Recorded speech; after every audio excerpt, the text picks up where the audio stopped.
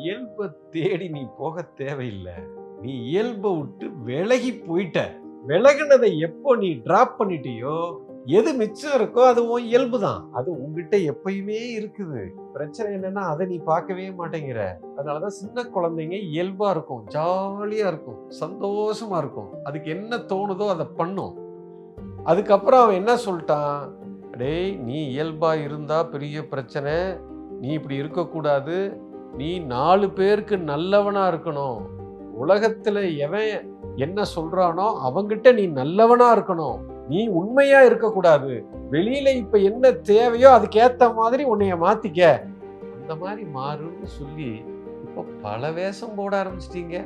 எப்பொழுது இந்த மாஸ்க் எல்லாம் கலட்டி வீசுறீங்களோ எது மிச்சம் இருக்கோ அது நீங்க தான். அதுல உங்க சக்தியை போடுங்க, பெரிய திறமைசாலி ஆயிடுவீங்க, உலகத்தையே ஜெயிச்சிடலாம்.